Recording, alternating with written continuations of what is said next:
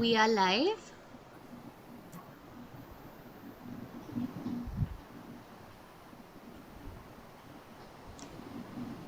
Monica, you're on mute.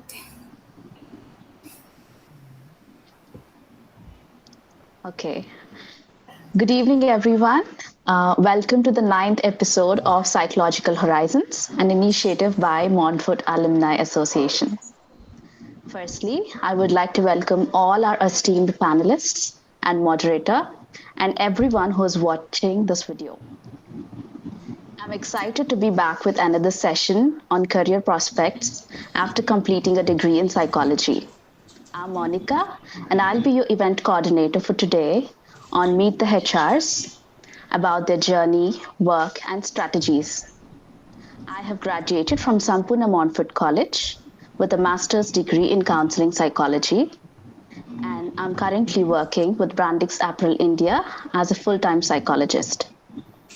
The aim of this program, curated by all of us, is to help students and emerging professionals understand and stay informed about the multitude of opportunities in the field of psychology and mental health. Along with this, developing a realistic picture of things to expect, challenges, and life experiences will aid in hopefully making an informed decision. The format will be a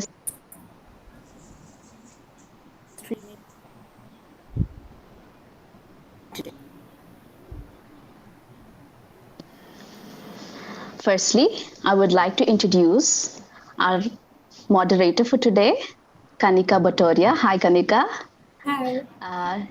She has an MSc in psychology. She heads the EAP team at MediBuddy and is program assistant at iCall TIS.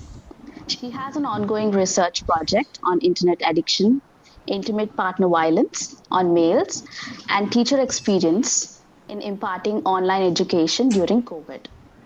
She is passionate about research and pushing boundaries. Next on the list, we have Samiha. Hi, Samiha. Hi, Monica. Hi.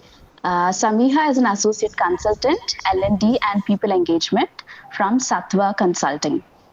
She has 3+ years in HR domain, which includes recruitment, learning and development, and people engagement. She is passionate to marry her understanding from psychology and experience as an HR to create a workspace which enables an open culture and a sustainable happiness quotient. She truly believes that it is extremely important in times like these to prioritize well being and mental health of employees, along with their learning and development needs, which in turn will improve organizational culture. And next, we have Rose Robin. She is HR, Manchester Freight Systems. She completed her MSc Psychology from Montfort College and MBA in Human Resources Management from Pondicherry Central University. She has 3 years of experience in the HR field and has worked in various domains, including pharmaceutical, manufacturing, IT, and healthcare. She is currently with Manchester Freight Systems Private Limited in Kochi. She is interested in music and arts and is extremely talented. Hi, Rose. You're on mute. Hi, Monica. Yeah. Thank you. Yeah. And next on the list, we have Sashwati, Associate Director, People, Science Consulting in FIDO. Hi, Sashwati. Hi, hello. Hi. She is an industrial organizational psychologist and loves working with psychometrics and large-scale behavioral data sets. Her passion lies in creativity, sustainability leadership, and culture. She is currently working with Infido as an associate director, People Science Consulting. So these are all the wonderful panelists for today that we have. And I now hand over the stage to Kanika.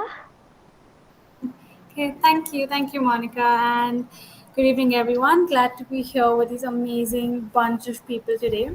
So, jumping on to the reason that why we're here to just get a little bit of perspective about human resource, get a little bit of idea of what is to work like in the field, and especially what is to work like in a very not so traditional psychology field, but as a psychologist or coming from a psychology background. So to begin with, I just have, just want to know a little bit about the journey of our panelist here. I hear that all of you come from very different backgrounds as well. So, what's the journey like? What, got you into the field? What made you choose it? How you started off? So if you can just give us a little bit of insight into that, then we can kick off from there. So yeah, Sure. Maybe I'll go first then. sure. Okay. Hi guys. Hi everyone. Everyone is well in the live stream. I'm sorry I have a little bit of bandwidth issues, hence my video is off. Okay. So my journey started 10 years back. I'm from Montfort 2012 batch. I passed out with MSc Psychology, specialized in industrial and organizational behavior. One of the reasons why I took industrial organizational behavior as my specialization was because I was more comfortable with understanding how data works and how humans behaved at a group level from one side, and the other side was counseling or child psychology or clinical psychology needs a lot more empathy for a person to keep, right? So that kind of, thankfully I had that kind of awareness at that point. I was like, okay, no, that is not for me. This is for me. And one of the reasons why I took this up. Now, post my master's, it was a very interesting times, 2012. So we did not really have a lot of opportunities in this field, especially for a psychologist. But again, I'm quite grateful that I found an organization called Central Test, and I joined them as a consulting psychologist. My work primarily was in the research and development of psychometrics. And that is how my first initiation towards working with the HR world started. Now, as an industrial psychologist or an organizational psychologist, however you want to call it, uh, as a psychometrician, you basically work around developing psychometric tools which are used by the HRs in their field for various purposes. So it started off with um, assessments for leadership, assessments for job fit, assessments on the lines of career interests, or assessments around training, around L&D interventions, around forming more meaningful teams and things like that. And then it's been pretty long as a journey, so 10 years is a really long time. So I really don't want to go in a lot of depth there. But so as a psychometrician, I worked there for about a year, and then I've kind of moved around in different places. I've also practiced as an independent consultant, tried to get an entire picture, the depth of breadth of experience in the entire talent management gamut within the HR. So when I say talent management gamut, it basically means how, as a human resource, they acquire talent, that is talent acquisition, recruitment, till the entire employee life cycle, right? Till the employee leaves an organization, which is the retire, so hire to retire. There are many aspects to it. So there is selection for one, there is succession planning, as in how people are promoted, what helps people understand who to promote within an organization, learning and development, how do you design different kinds of learning and development or training modules, then a lot of OD consulting, which is organizational development consulting, or OB consulting, organizational behavior consulting within organizations. It has been quite a very fruitful journey working in various kinds of organizations. I've had the honor and the privilege of working with Fortune 100 companies.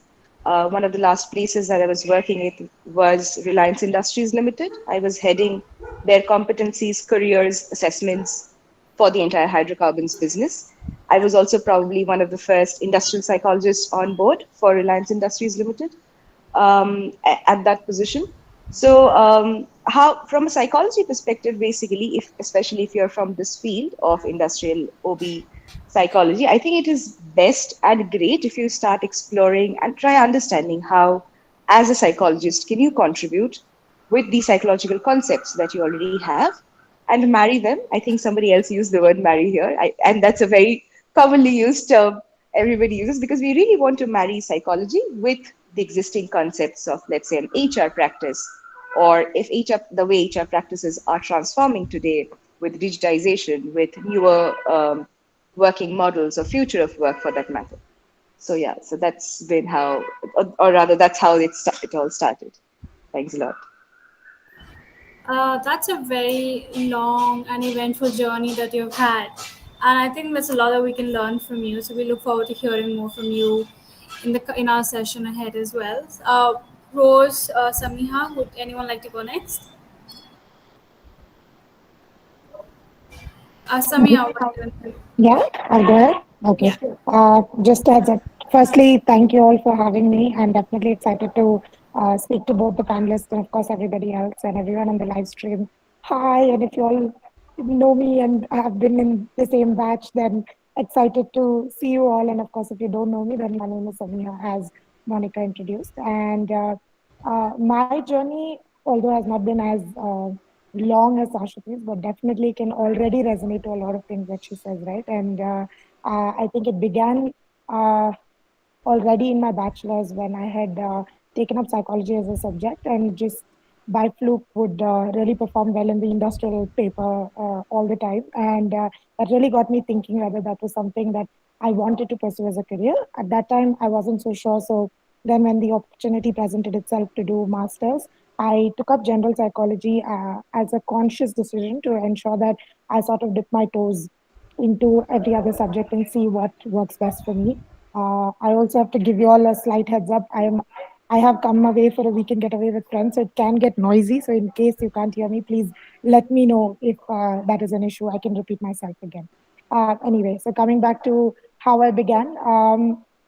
So in masters, when I started exploring different subjects within psychology, I think two things held my interest a lot. One was the social factor and the development aspect of not just psychology but just an ecosystem in itself, and at the same time, industrial organizational behavior trends, talent managers, as we said, is something I was also definitely something that I knew that I was sort of moving into in terms of interest.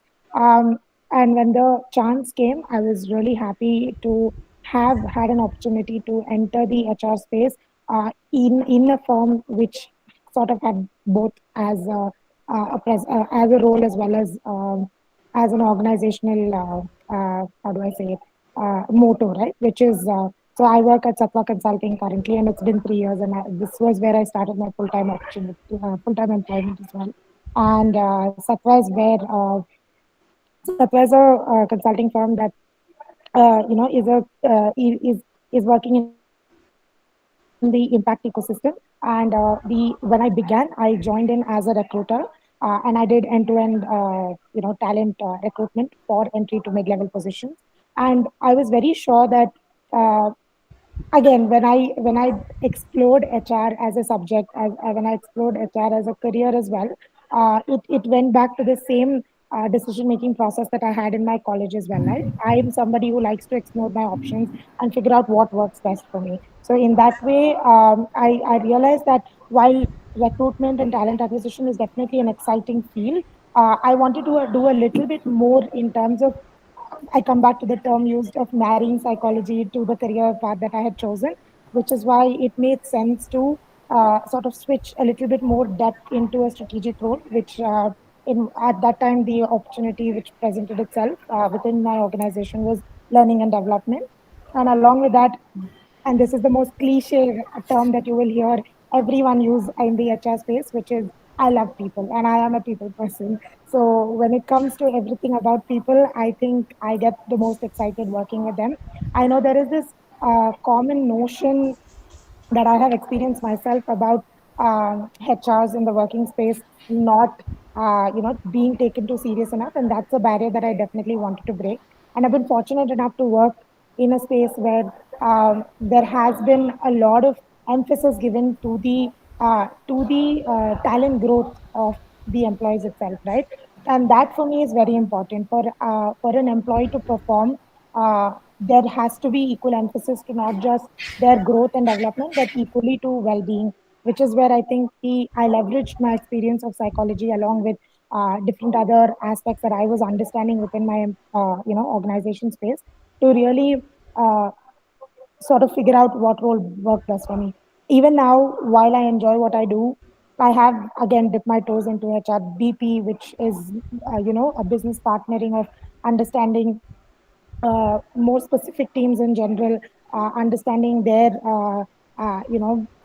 trajectory in terms of just organization growth, team growth. At the same time, like I said, fun unofficial chief fun officer of my organization. I happily take up events that really just bring in that factor as well. And I think overall, that's been my journey so far. Before coming into the field of HR, I did I worked as a contractor for Udyam Learning Foundation, which was an NGO where I was a soft skills trainer.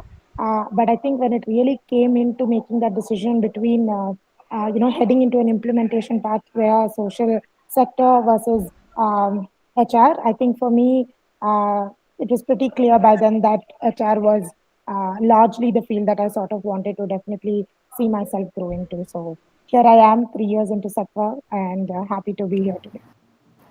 I'm sure we all are really gonna benefit from all the insights that you have for us. And thank you so much for taking time, even though you're on a getaway with friends.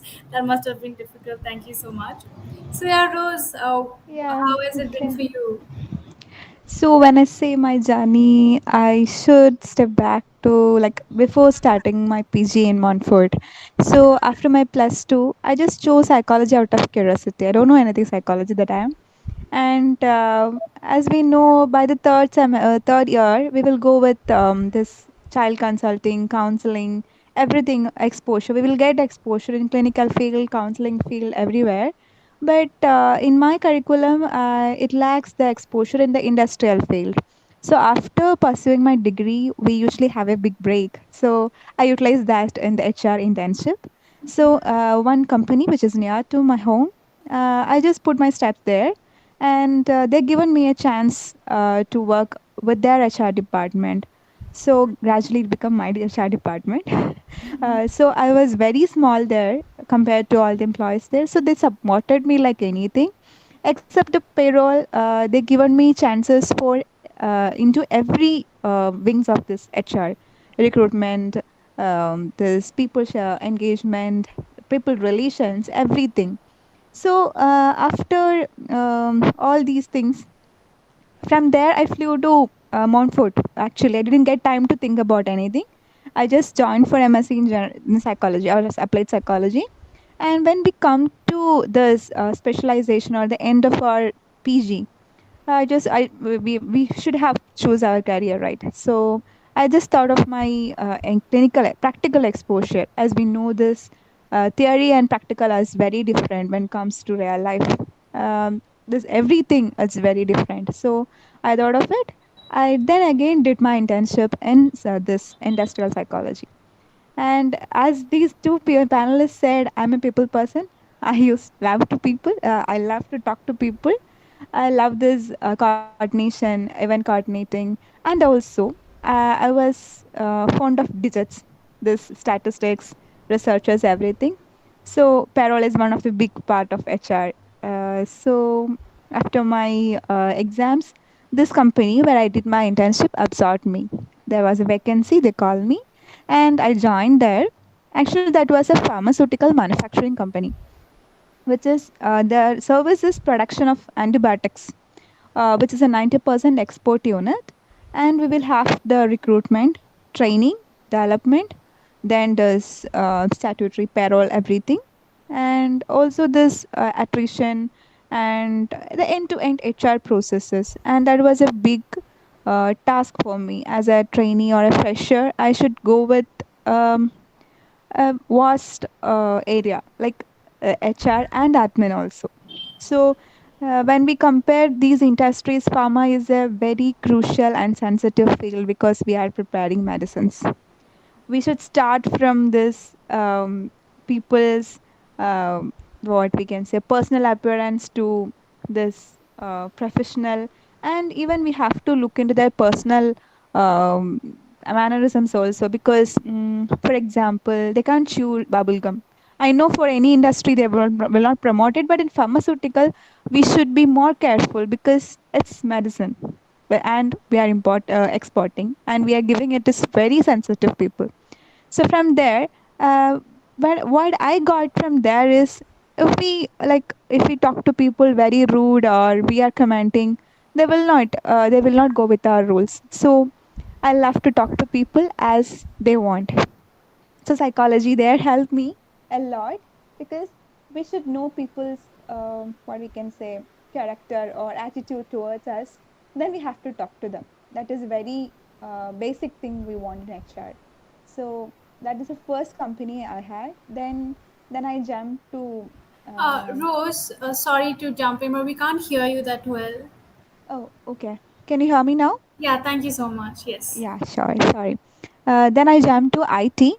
IT, the field was little dry for me actually. So first of all, it was a work from home due to this COVID thing, and it was a project management role. I was a PMO there in the talent acquisition. So it's sort of data management and sort of management. We have a set of recruiters, we have a set of projects. We were doing this management of all these onboardings, recruiters problems. There were I was handling the grievance handling of my team. So that is a different thing we are hearing. So HR should be a good listener. I learned from there. So we heard this problems, especially they are working from home. There's a family, especially for ladies. There is like a married woman should will feel that what hurdles in working time, extended working time. So that speaking to a management, so acting as a bridge between these employees and management is a great task. And then I worked 6 months in healthcare industry, but some issues caused, and some I didn't get a much exposure there, so I don't want to waste my time there. So I just jumped to Manchester Fry System. Just now I joined last week there. Okay. uh, yeah. So that is my journey stands as a HR and admin executive of Manchester Flight Systems Kochi, which is a Dubai-based company. The company name is actually Abrico Group, and Manchester is the back office for that. Okay.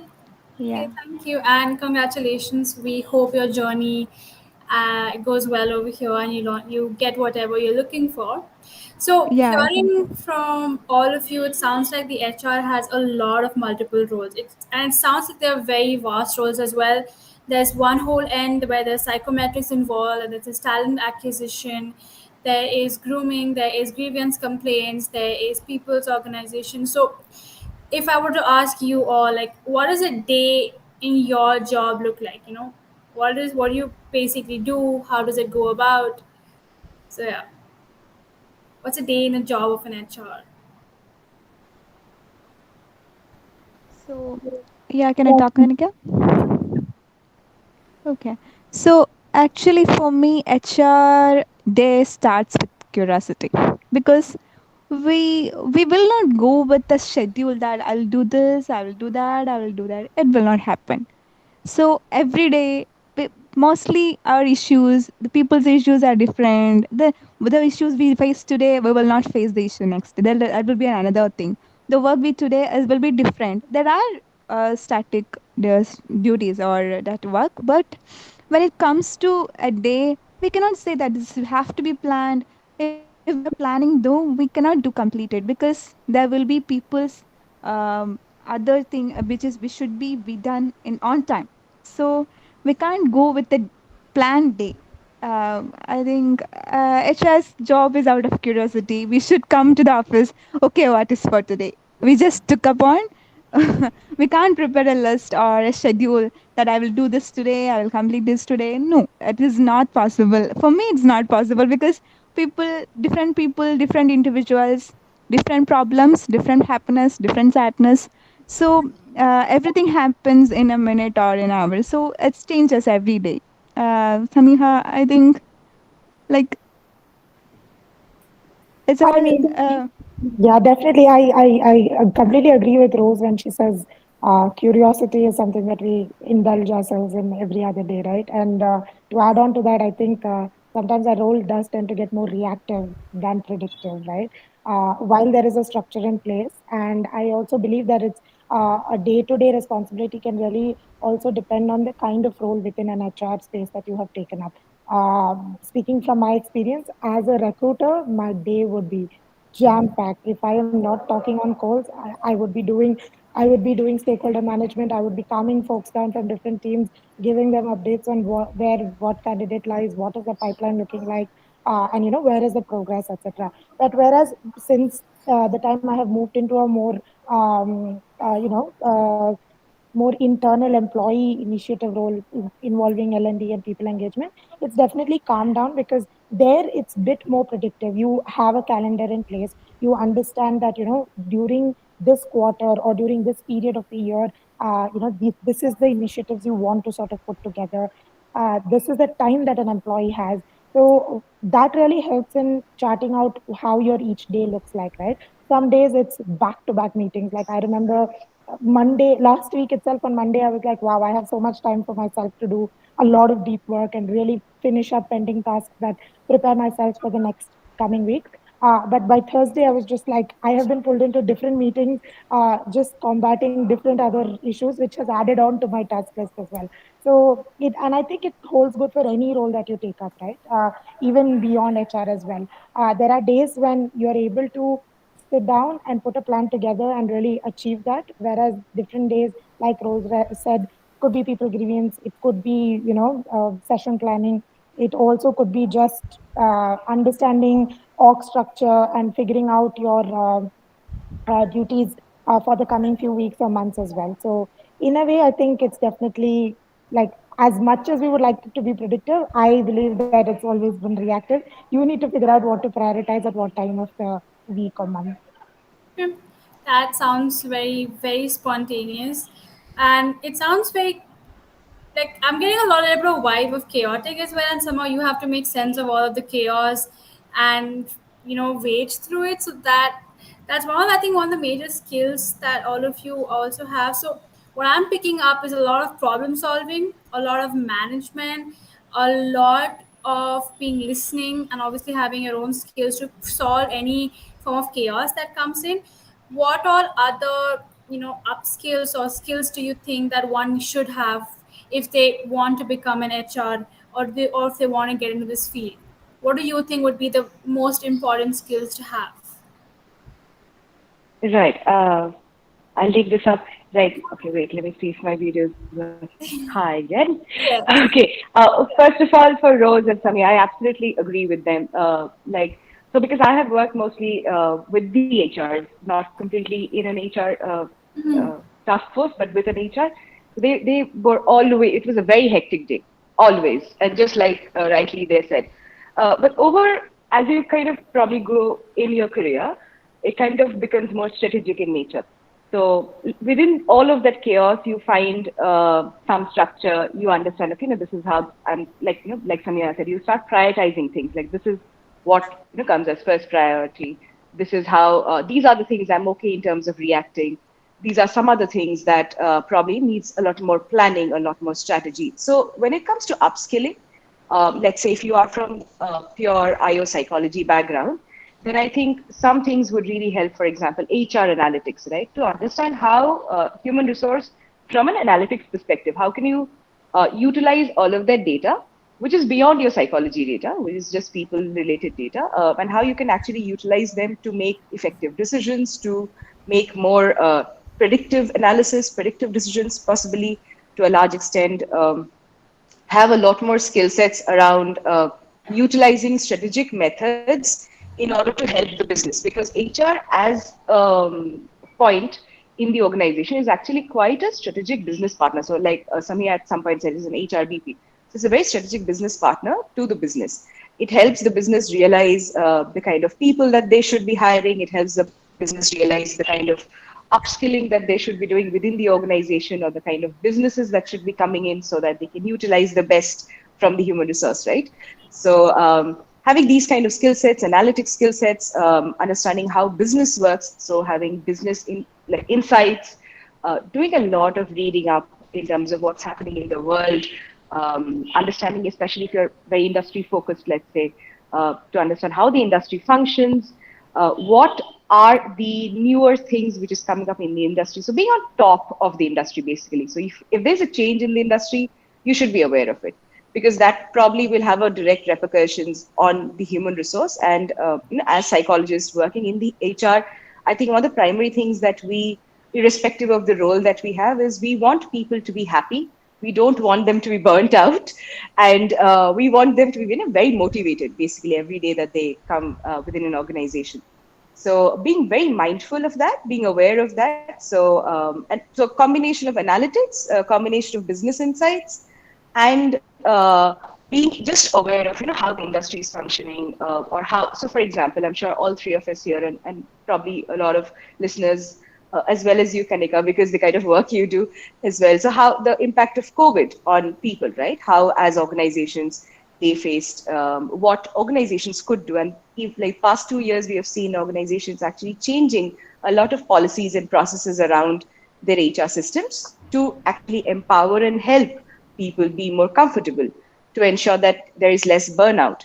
So even as IO psychologists, I think, though we don't really come from a clinical background or a child background, let's say mostly from a clinical or a counseling background, there's a lot of work in terms of mental health. So even as a as an organization, how can you support every individual within their journeys? So again, like I said, to upskill, I think it's best if you can do it in analytics, do it in a little bit of business, or go back to your basics as psychology and leverage on your initial learning. How conditioning happens, what are the causes of mental health breakdown, what is mental status examination, how can you actually utilize something of that sort within your organization to ensure people are not being burnt out at a large extent. So things like this would be very, very helpful. Of course, if you are special, like super specializing in any form of HR within your teams, maybe another additional master's or some form of diploma. So, like for example, I super specialize in one of the fields I specialize is in psychometrics. So I took up a couple of courses there. Maybe in your case it's L&D, so you may want to do a specialization in L&D, whichever it is, and whatever that your field is. So yeah, that's like this. Thanks a lot. Yeah, that was super helpful and was very. So yeah, like you clearly mentioned, organizations are constantly going through a lot of changes, and sometimes keeping abreast with these changes as well does become a challenge because these challenges are new. These are not challenges that we have experienced before. So coming up with their solutions, finding what works, what doesn't work, I think does befall a lot on an HR shoulder and trying to see what even foresee the challenges that might come with any implementation of any initiatives. Samia, I think you wanted to add something as well. Yeah, definitely. I mean, completely agree with everything Shashwati said. And it's so interesting she brought up HR analytics because that's something that every HR also dreads, to be very honest. Because data, I mean, I'm glad she definitely picked it up as her core interest, but generally it's sometimes a nightmare. But it makes a lot of sense to work around data as well, right? Because that really projects and is able to give you a lot of outputs and metrics as to what works and what doesn't. And in this world and time, I think it's very important to sort of leverage data to figure out some strategies and roles that works within HR as well. I think adding on to the point you made in terms of just switching to a in times of COVID and switching into a different sort of setup altogether from coming to offices and being that person to go to in terms of your HR team versus driving everyone to really adapt to a virtual module.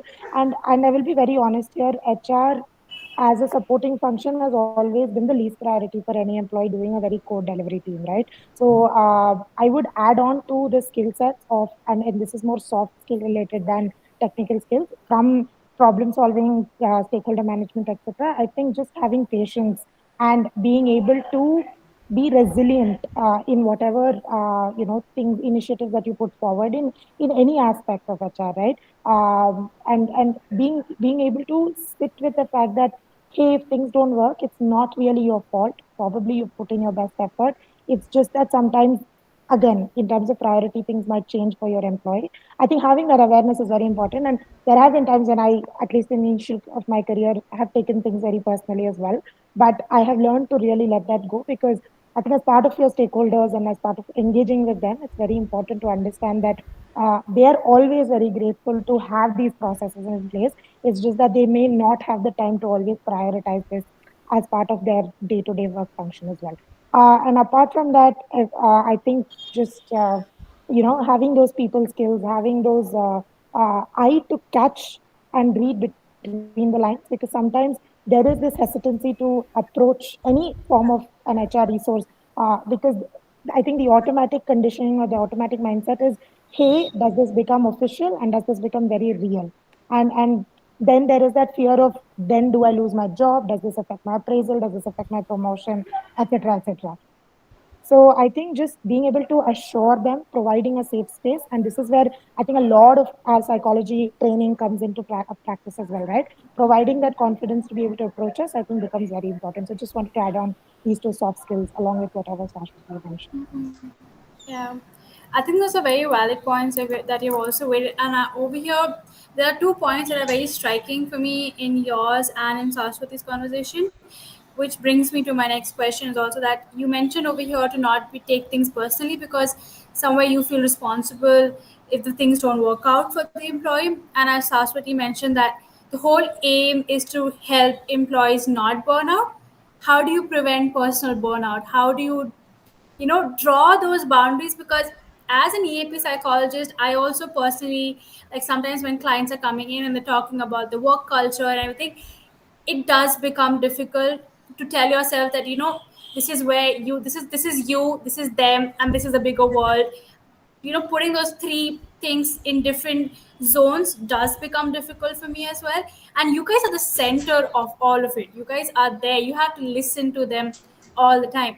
So how does the personal mental health work? How do the personal boundaries, and how do you even prevent personal burnout as well, is what I'm extremely curious to know. All right, then let me start with this again. Uh, okay, so this is true story, right? So I've been here for like 10 years as a IO psychologist. 2019, after left Reliance, I started understanding what burnout is personally. So before that, I was, what can you do as a person and as, let's say, a practicing psychologist? You can be mindful about it. You can consciously be aware of, okay, this is not my personal problem, or this, I will not let this affect me. This is just to my work or anything. But so I faced a very, very bad phase of burnout where I started questioning myself. So I found my entire personality kind of shifted during that time. It was very different for me. I was like, why am I doubting myself? I've never ever doubted myself for everything, or facing, let's say, imposter syndrome to a large extent. Or there was a point in during those. I mean, this was overlapping the COVID years for some reason, and maybe for the same reasons, because COVID was very tough for all of us. So I think that there's a lot of conscious healing that one needs to go through, right? So as psychologists, and because all of us come from the background, we understand how various kinds of traumas or small incidences, which can start right from your childhood, right, can probably pile up if you've not consciously worked with it. And over the years, especially within your career, there may be many instances where you may have not liked what you've done. Like, let's say you took a decision and some years later you regret a decision.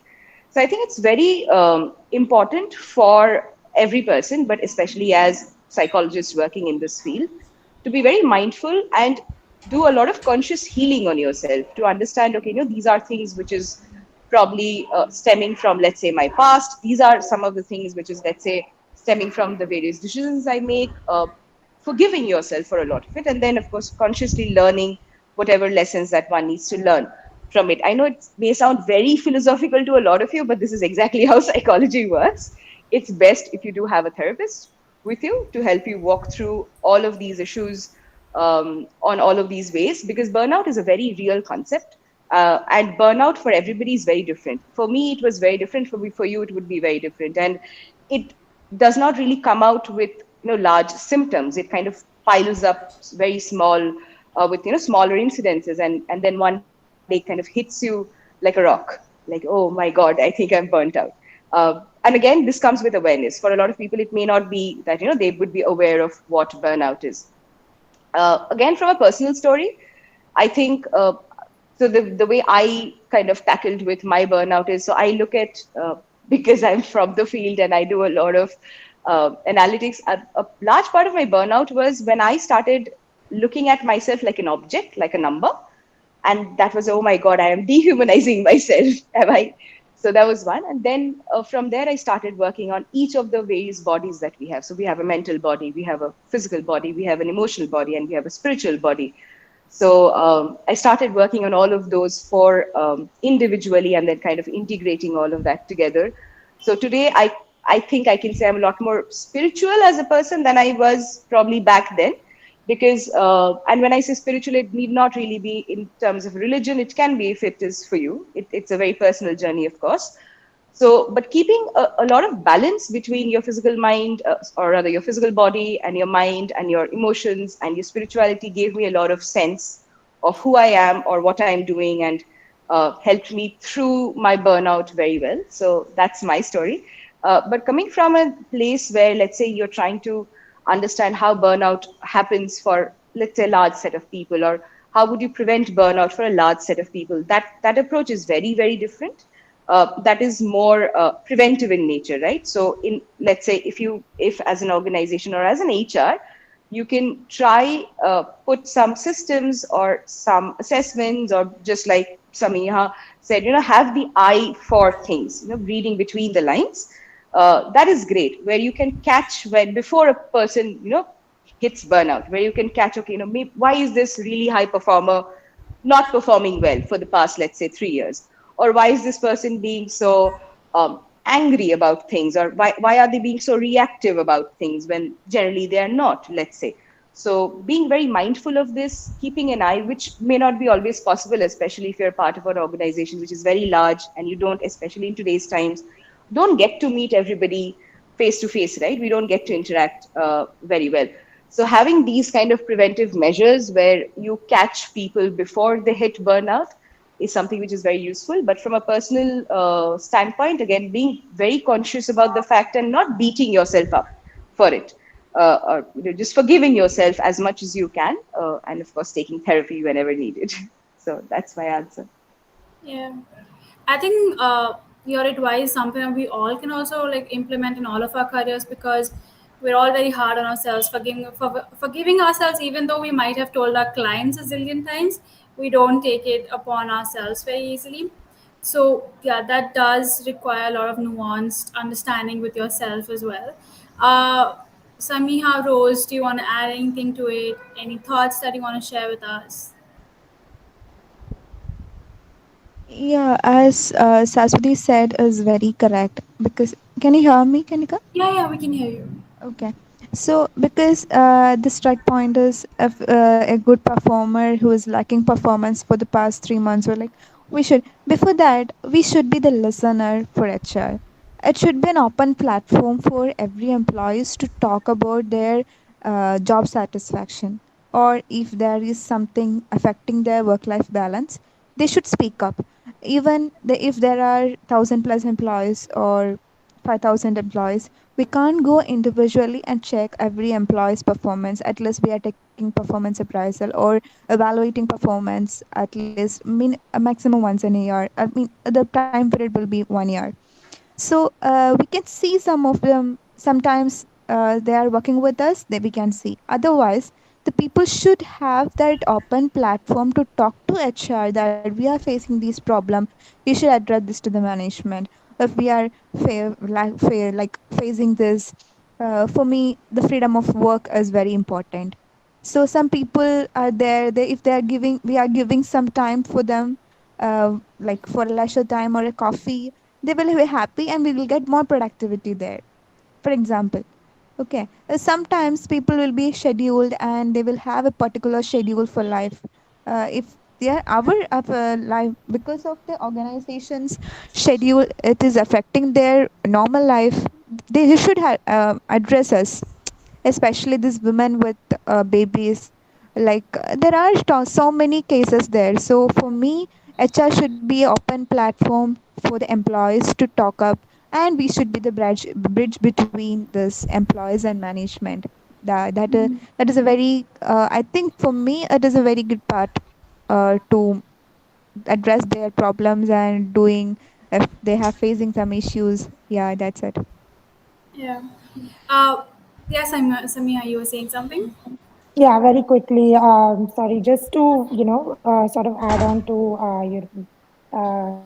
the question that you asked on about personal burnout. I think everything again, whatever in terms of Sashati and Rose have been talking about, identifying burnout for employees versus personal burnout. I think often in the rut of things, we do tend to forget that we ourselves may be facing burnout because of it's usually that because we are the forefront of people, we are that gate.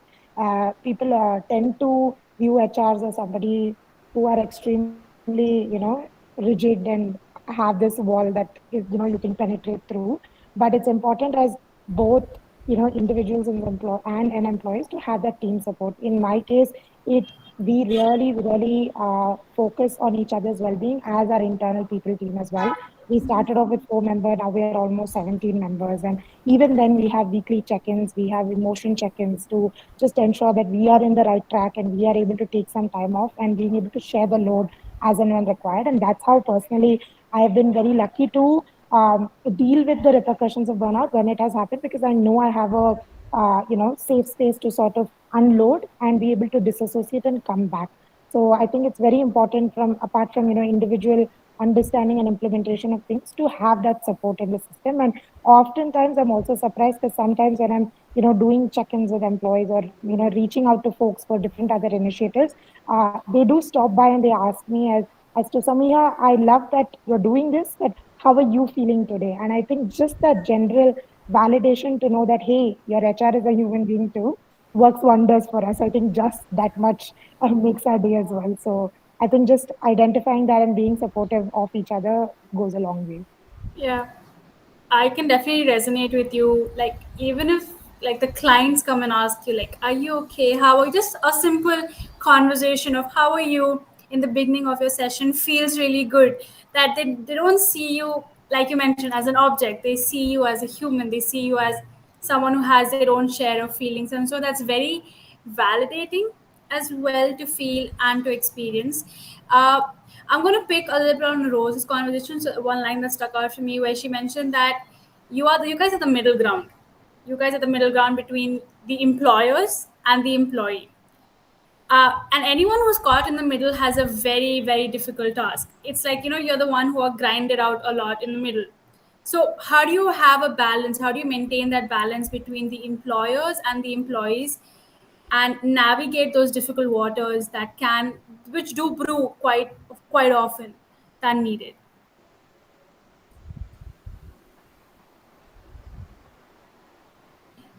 I mean, I can go. If I were to just, understand your question correctly, you're asking about how we're able to manage being the middle ground between the, leadership versus Yeah, our employees. Yeah, yeah, like right. your Uh, organization and then the employees that you are responsible for, and so.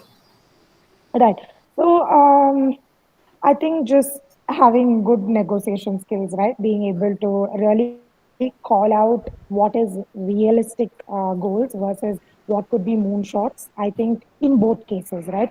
Employees at some point will always use HRs as that, safe space to come in and rant and talk about, facing burnout, facing job dissatisfaction, having well-being issues, etc. While trying to see if HRs can really come in and solve that problem. Versus from a leadership perspective, while they also seem to have understood this issue, they could come in with a different perspective as to identifying these issues with their performance, identifying it with organization goals, etc.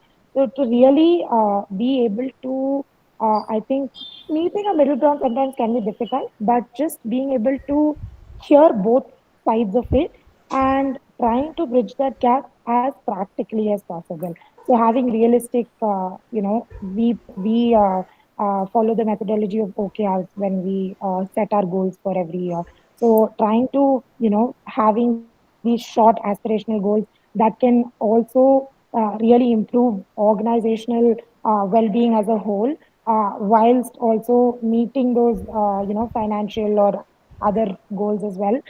But keeping employee well-being as a central process, I think helps. At the same time, just also being able to open that communication channel between an employee and employer. And I come back to my previous point, right? I think often sometimes as an employee you are worried that being too open may cause, and maybe at the cost of your own job and your professional need, and being able to provide that safe space and saying that, hey, I hear you, but not always can I come back with a very realistic solution. This may be a systemic issue versus a more reactive issue, and in the long run this is what we have aimed to do. Could, may not satisfy the employee completely, but will at least calm themselves down to say that there is hope. So providing that hope becomes very important. And at the same time, just having again realistic conversations with the leadership, um with the management team, and identifying what is it that they want to foresee, they want to figure out in terms of org growth, and planning your initiatives accordingly, I think goes a long way. Yep, yep. I think that's a good way to put it, and a very it's a good way to express it as well. That having practical goals is very important, especially when we are looking at the bigger picture, smaller pictures combined. It does make a lot of difference to get a little bit of hindsight and foresight in situations as well. So yeah, that is definitely helpful. Saraswati Rose, anything to add? It's okay even if you don't have anything to add. I'm just trying to check in because we haven't heard from Saraswati for a while. So I was wondering if we still are connected with you. There's no internet issues that we're experiencing, and so Yeah, yeah, I'm still here, but I think Rose has something to share. Rose, why don't you share first? I'll go next. yeah, sure. It's like for me to add on is, and thank you, Saspati, for the chance. This thing, we should understand the organizational culture first, because I've been working with 3 to 4 companies now, and each company have different culture. Okay, so that is the first and foremost thing one should HR should understand. So we have to mold the employees to that culture, because if we have to stick, we can change that. We cannot change everything, but we can change something. So first of all, we have to study the culture. Then we have to see what all things can change there if an employee comes with something. As Samiha said, something is realistic and which can be done in a long run, but something which can be, we can ask or put up heads up to the management. So that is a good thing.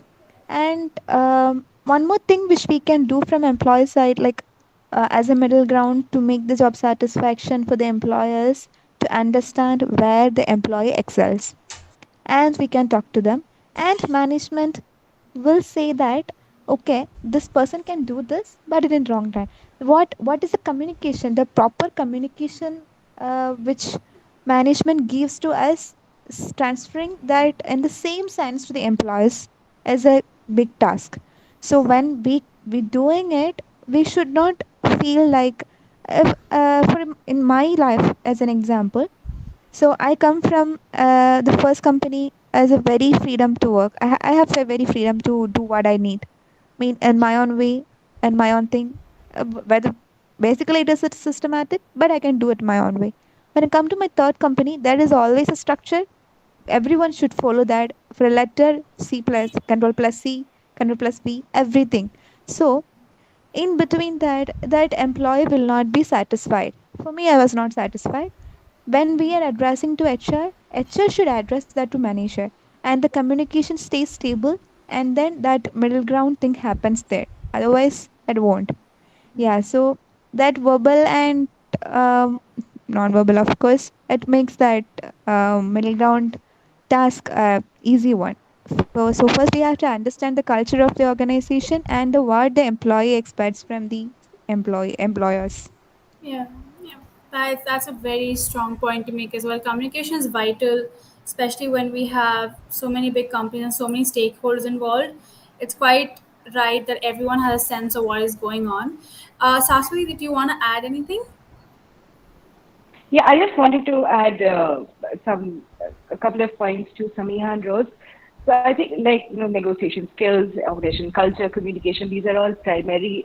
Having very clear expectation management, basically, with everyone. So setting clear expectations with who all are your stakeholders are. So let's say in this case, with the question that you asked, one is the entire employees, and the other one is the employer, the management. That's one. And just drawing from what Rose was saying in terms of organizational culture, I think as HR or as effective liaisons between these two parties, it's very important to create, like both of them said in terms of a psychologically safe space to have a communication. But the second most important thing is ensure that whatever is happening is within the boundaries of the organization's mission, values, and goals, right? Because every organization today, especially, come with a certain set of mission and values, which basically translate down into the culture of the organization. So even as effective HRs or as somebody who's sitting in the middle ground, it is quite important to relay back to whichever party we are having a conversation that if these issues are turning up, are they actually aligned to the organization's goals? And most often than not, the leadership especially is quite open to having these conversations, especially when, let's say, we are enforcing some form of policy and employees are not happy about that policy. Let's say they're coming back to office because everybody right now is working from home, and now organizations are calling back people, and a lot of people are not happy with that. And why is that, and how is that going to affect the organization? Having these may be very difficult, very tough conversations, but very important conversations, and upholding those organizational values and mission of the organization, and helping each of these stakeholders understand the pros and cons between that. So having those expectations set, then what is going to come out of this conversation? That you're having this conversation with me as an employee, then this is the expectation that you have from me, and this is the expectation that I have from you. Again, similarly, when I go ahead and talk with my leadership, I set the expectation that we are having this conversation in order to help the employee, because they in turn work with the organization to give more business with the organization, right? I think I used to use this statement quite a lot in the first 5-6 years of my career, where I kept reminding the leadership or whoever my stakeholder used to be that, see, the organization is not built of chairs and tables and fans and AC. The organization, when you're talking about, is built of human resource. If you do not take care of your human resource, they will actually leave you, which we have all seen with the great resignation in the past 2 years, with the great reshuffle, because people today do have more understanding of how businesses work, how there are different opportunities within different organizations, and they can actually move to an organization who is able to provide you with better policies, with better processes, with a more open culture versus an organization who is not. So being also very mindful of that, that's a mindset change that many organizations have gone through over the past 10 years at least that I've seen, where they look at employees not as somebody who's working for them, but who's working with them. And at the same time, even the employees learn that the leadership themselves are employees within the organization most of the time, right? So they also have certain goals, they also have certain strategies that they have to do, and being very mindful about it and understanding from both the aspects. So I just had to add that. Thanks a lot.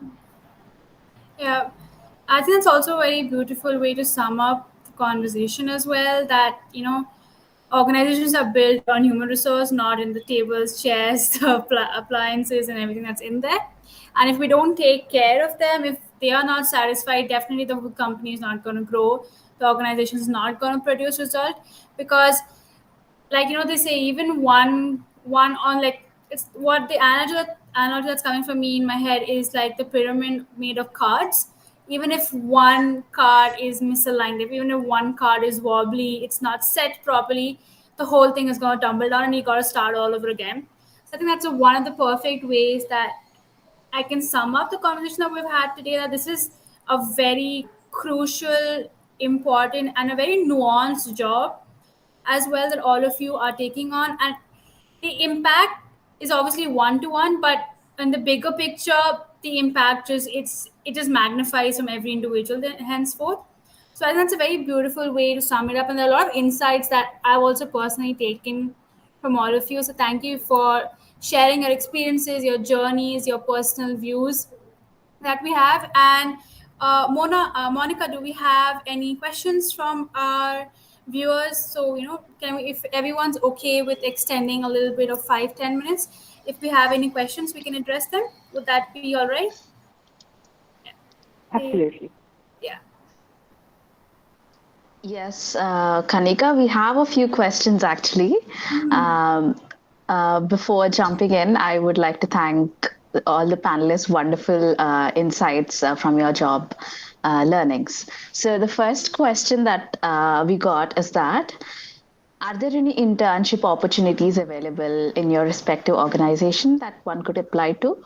Or, how do we seek these internship opportunities in this field to grow?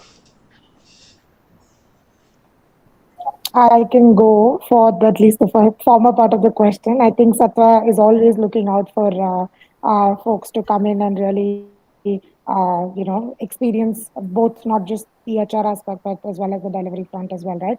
And if I'm not wrong, my manager as well as the lead of people team at Satwa had done a pre-placement talk as well and given a bit of understanding about what Satwa does to the to Montfort folks as well. So there is no dearth of work. So if anybody's interested in working with the HR team or just experiencing Satwa as a whole, they can write to me and I can connect them to the concerned person. But otherwise, I think in the larger sphere of just identifying opportunities within the HR realm, just having just looking out for opportunities, and I would say no opportunity is a small or a big one, even if it has to do with simple content creation for the HR team, to data analysis, to being part of people engagement, people process, operations. I often sometimes even operations is sometimes looked at very as an administrative process, but it comes in with so much valuable inputs because that person is really looking out for the entire organization, and if that foundation is missing, then all of us can crumble and fall as well. So shout out to my colleague Aisha as well. So, she does a fabulous job at that. So if so, I would say, and it's similar with me, right? When I started, I had ambitions of getting into the strategic role instantly, using all my skill sets I've learned in psychology to put it into a very problem solving approach and really build that career. But I took a step back, and when the opportunity presented itself to step into recruitment, I believe that at that point, it really gave me insights to what folks were looking for in terms of uh, employee management, and talent growth at my company. So once I was able to establish that rapport, create trust with all the candidates I had hired, it automatically became very easy for me to transition into a more core people initiative role and design training and modules and create that learning and development plan for those folks because there was that understanding already, right? So no role is a bad role. If you find an opportunity, if you talk to your networks and figure out certain things within the HR space, trust me, any role that you get take and any team of the HR space you're part of can give you and can open doors for you for various other things as well. Yeah. I want to personally add on to this, saying that LinkedIn is one of your biggest resources there. And I'm not just going to talk about in the HR, personally as well. I've benefited by just searching people with certain designations, reaching out to them, asking the simple question that, can you tell me more about yourself or about your job, or how did you, even asking the question of how did you, how were you able to join this company, what's the company like, how can I join in. you know Facebook was a good part of our lives for the when we want to find friends. LinkedIn is the best platform to find people, to start networking, to find opportunities. To keeping strong on your LinkedIn game is definitely very, very important. And shout out for Varsha also for reminding me about this as well. So yeah, sorry to jump in, Saraswati and Rose, if you guys had anything to add, please go ahead. No, I think you just mentioned what I was saying. LinkedIn is your best friend when it comes to this. Just feel free to reach out to anybody whose profile looks interesting. You would want an opportunity with them or ask for help in terms of internships. So I remember back when I was in college, I reached out to almost everybody in my network. I'm like, this is what I do and this is what I can do for your organization. Do you think I can be of help? I will, back then internship used to be for free. So I did this for free. Of course, today internships are generally paid. Try and get a paid internship. It's very, very, very good because there's a lot of accountability attached to it because you're getting paid for it. But even otherwise, if you don't, that's fine. I think just networking really helps. Just top of you, Kanika. Absolutely. Yeah, thank you. uh, yes, Monica, do we have another question? Yes, we have two more. Thank you for that, Samiha and Sashwati. So the second question that we have is, as HRs, you might have to deal with a lot of complaints on day-to-day basis, right? So how do you deal with unprofessional complaints? Does being a psychologist help there? I can go start from there. So, I'm not sure what you mean by unprofessional, but generally in organizations there are committees formed.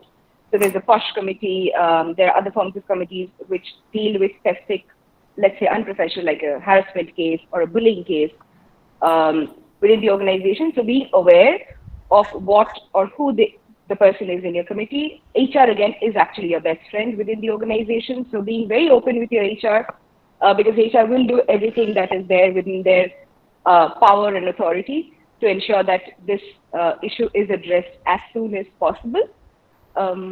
Yeah, this is what comes to my mind. But otherwise, as an individual, I think and this just goes up to any profession, to be very honest, having very clear set of boundaries in terms of, what is accepted, what is not accepted. And whenever you see somebody is crossing that boundary, being very, very vocal about it. Not just being like, please don't do it, being vocal about it, stating what your boundary is and explaining to them how they have actually crossed the boundary. Most often than not, people understand and they take a step back. But otherwise, if it is within an organization, if it's unprofessional, if it is a bullying case or a harassment case, there are actually rights channels. Most organizations today, it's a mandate for them to have a POSH committee and to have a grievance committee who will take it up and resolve this as soon as possible. Yes. Okay. So Yeah. does Samiha or Rose, do you want to add anything to that question? Sure. Sorry, Rose, were you saying something? Please go ahead. All right. I think just adding on to being aware of committees and directing them to the right resources. I think one other thing that we practice is radical candor, right? Being able to be direct without being too harsh and too critical, I think is very important. I wasn't also very sure when what you meant by unprofessional.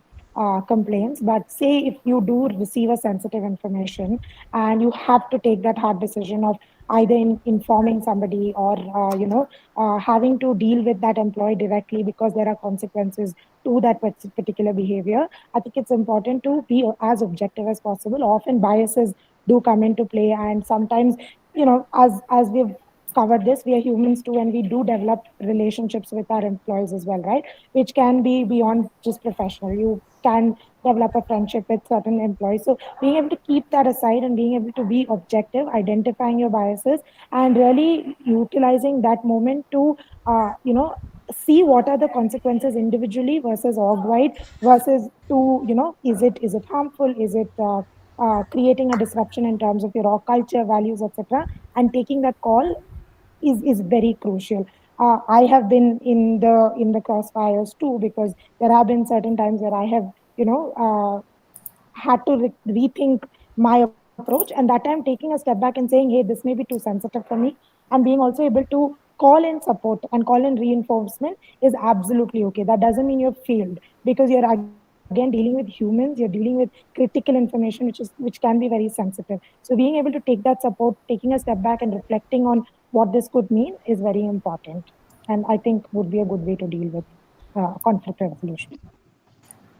Thank you, Samiha. Something that stood out for me from both Sashwati and Samiha is that uh, the committees that you mentioned, right? The POSH committee, and I personally am a member of POSH committee, so I know how much it helps for organizations to grow and be objective, right?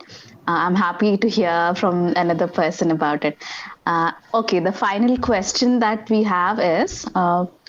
What habits have helped you to keep track with your career pathways? Are there any specific habits that you follow that helped you? Okay, I'll probably go first. One of the I don't know if it's a habit or not, but definitely finding a mentor.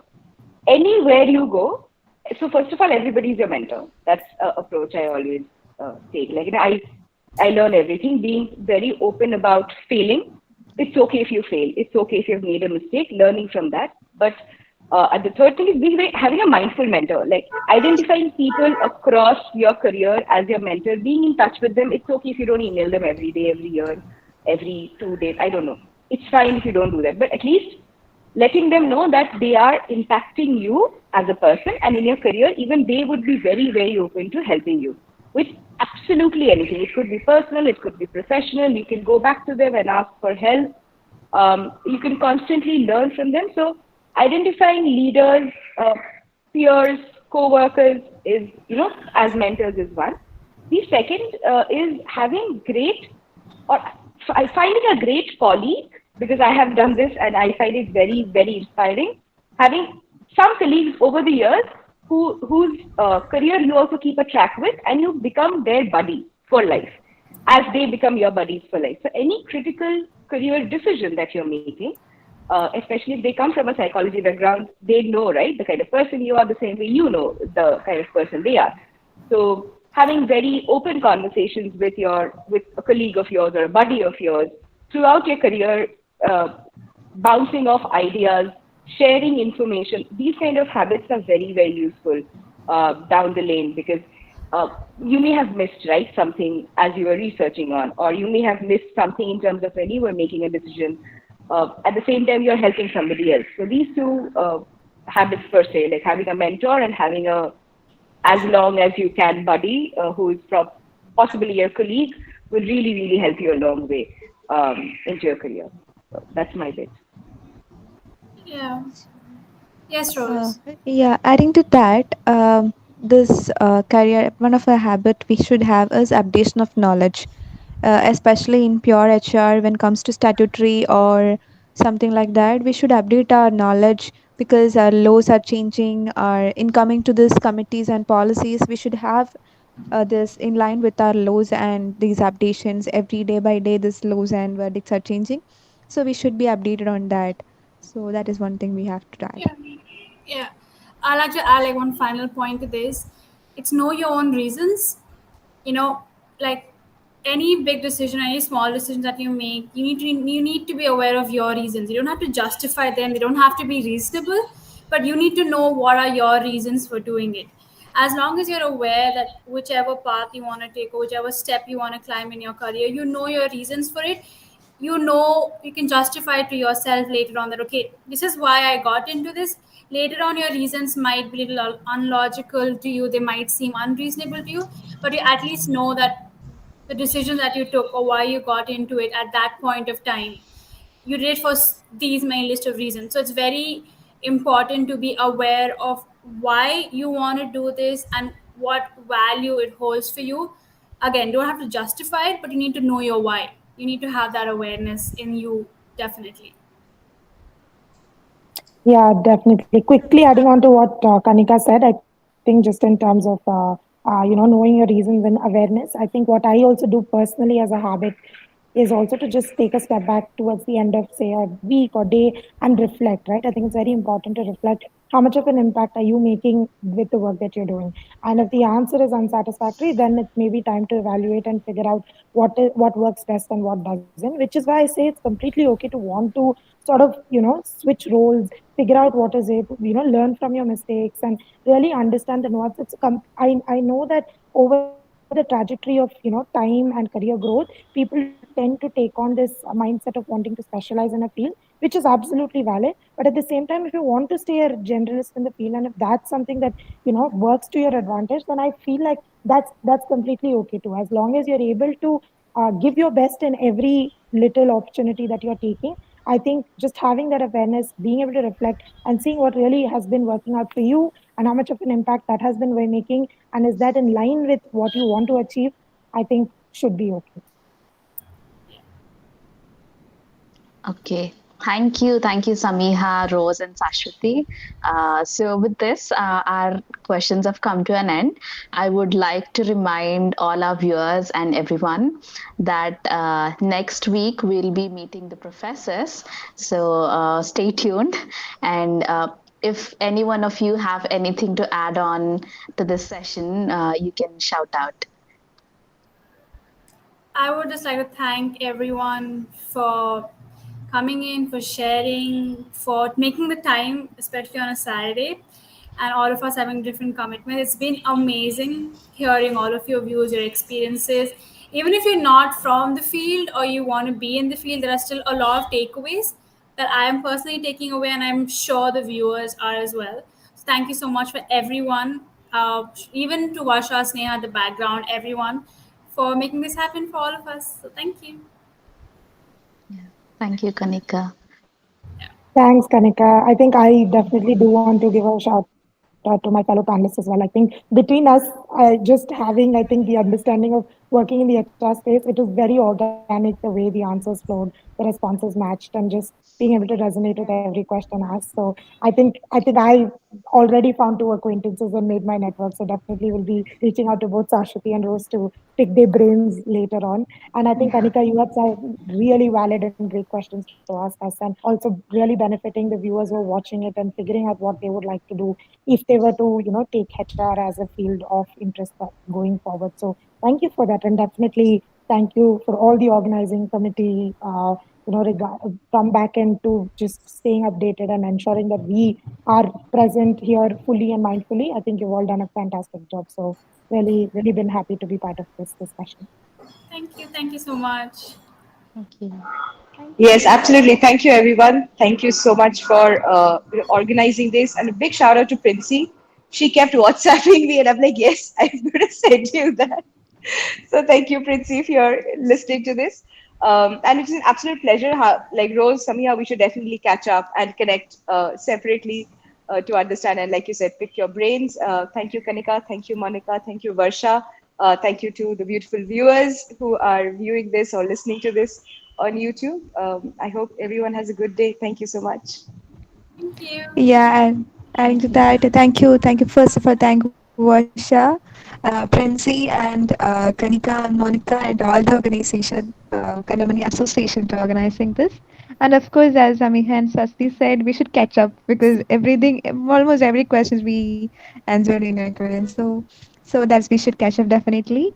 And thank you so much for making me a part of this. And thank you, viewers. Have a good day. Okay. Thank you, Rose. Thank you, Thank everyone. you, everyone. I personally have to thank each one of you for taking out your time and actively participating on this weekend. Um, I have personally learned a lot. I've always wanted to talk to someone who is working in the HR field, who has gone from psychology background, and now my dream has come true. So thank you, everyone. Thank you, Varsha. Thank you, Sneha, Kanika, and Princey. We'll see you soon in next week, and we'll be meeting the professors. So stay tuned. Bye bye. Thank you. Bye. Thanks, Bye. everyone. Bye. Bye bye. Thanks, everybody. Bye.